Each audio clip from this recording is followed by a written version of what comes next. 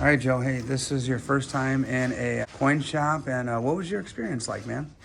It's actually pretty amazing. I found it to be very interesting. I had no idea. Hello, silver fans. This is T, and you're in the place to be for silver education, acquisition, and entertainment. Hey, thanks for watching, everybody. Look at this weather. This is what we're leaving. Yuck! We're hopping on a plane and up and away. We are heading across the country, heading towards the sunshine, all the way down to Mesa, Arizona. Take a look out the window as we're coming down. Look at those ball fields. We're heading to spring training. And we're going to make a stop at a place called the Coin Gallery. And look at those palm trees. Oh my goodness. This place is amazing. I can't wait to take you into this coin shop right here. The selection, the service, fantastic.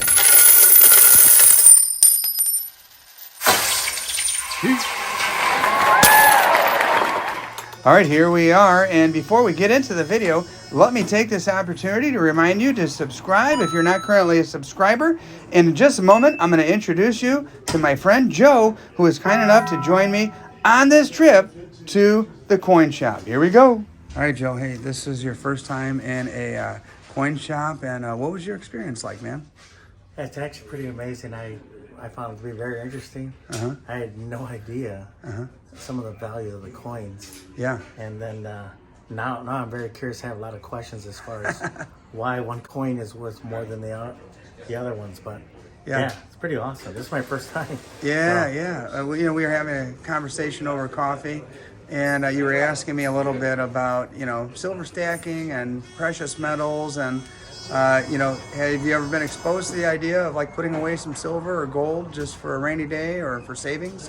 Actually, now that with the discussion of how much it's increased in value, what a great idea. It's like a savings and over time it's just going to grow more and more, and then I can use it for a rainy day or pass it on to my kids. So yeah, sounds like a great idea. Back in, I think it was about 05-ish or so, I bought my first ounce of gold for like $570, and now it's $2,100 plus, and you can't go wrong. It's like, what's the worst thing that could happen? Putting away some precious metals, for those purposes that you just mentioned. Some people consider it an investment. For me, it's kind of a savings account. But regarding the coins, is there anything that you saw that kind of struck your fancy that you were interested in, or are you just all kind of taking it in right now? Just taking it in right now. I saw a quarter over there, and curious as far as why it's worth this amount of money. Oh yeah, and that one happened to be a proof, and it was a very high grade. So coins are graded based on a scale of 1 to 70 on their condition. So basically, rarity and condition, those things combined are what make really the value. And this place is hopping too, man. And when we came in, there was people lined up, and they've got a back room. They're doing all kinds of stuff back there. Really a cool coin shop. This is just proof. Even Sox and Cubs fans can get together over numismatics and silver stacking. All right, Joe, you're asking about the silver dollars? Yep. Those interest you, huh? Yeah. Because I have a couple of silver dollars at home. Oh, yeah? Yeah. Yeah, there's a couple factors. There's the condition, and there's also the rarity. The rarity goes by the mintage.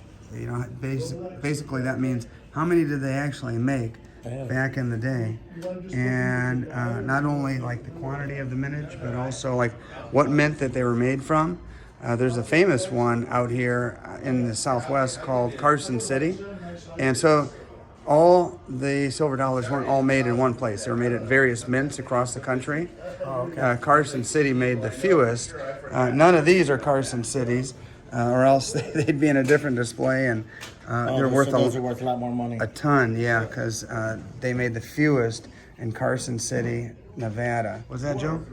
So this quarter here, it's a quarter, 25 cents. Yeah. But it's worth $10 each. Yeah, well, for starters, it has high silver content, 90% silver, Those are from 1964 or earlier. Oh. And back in the day, our money used to actually be made out of silver. And from 65 on, that changed. They kind of weaned it out by going to like a 40% silver content. And then clad, which other materials other than silver, and which is real money to so many of us. And when that happened, coins basically became a promise from the government, just like paper money, that it was valuable. But down here, that's real value right here. Yeah. Real silver, 90% silver. I was telling you back in the day, my mom used to work at a grocery store as a cashier. Back in the early 80s, you could still find some 90% silver in your change, dimes, quarters, that kind of thing. Huh. Hey, special thank you to these channel members who support my adventures to coin shops all over the country. And thank you for watching. Now, let me show you what I purchased at the coin shop and some really cool stuff.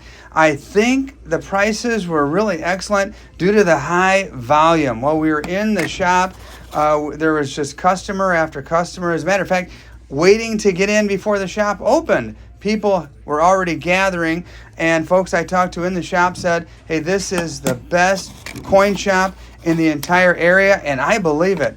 Lots of cool stuff to select from and to choose from, and old school vintage and a great selection of numismatics as well. My only regret is that I didn't have more time to explore, but we had a ball game to get to.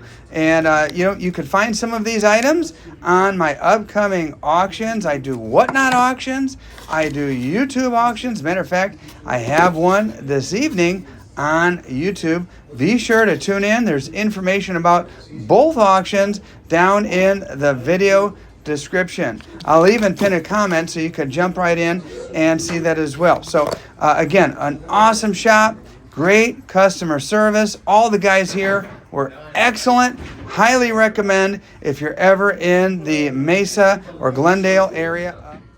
All right, Joe, we just left the shop. Tell me what your impression is. Actually, it's pretty amazing. I found it to be very interesting, and I had no idea that this is such a popular, hobby or. But I call when it comes to the coins, I call that a hobby. When it comes to the, whoa, snap! Almost videoed an accident there. On the accumulation of the silver and gold, I call that more of a way of life, and it's basically a savings, and a lot of people these days, it's kind of counterculture, because a lot of people here these days don't save. You spend, and you buy as much as you can, and as soon as it comes, it goes. And the savings is kind of a different way of life. Yeah, actually, I never knew that. I've never, when I hear people of coin collecting, yeah, I think of it, oh, that's their hobby, or that's what they enjoy doing in their pastime. But yeah, when you put it with in that perspective of, it could be a great savings, right? Mm-hmm. Yeah. You buy the silver, you buy the gold, it goes up in value, mm-hmm. and boom, you have it for later. So yeah, good idea. Well, hey, I appreciate you being my chauffeur here on the way to the coin shop, and let's go watch those Cubbies beat up on the White Sox. What do you say? Hey, let's not get carried away there. Hey, another highlight of the trip was a stop at Eric's Barbecue. This place did not disappoint. Good stuff here. But on to the reason we really came to Arizona. Sunshine, baseball, cold beverages, and good friends. And here comes Mrs. T in the bucket hat here. Check her out. There she is. And I'll be showing myself in just a moment. Thanks for watching, everybody.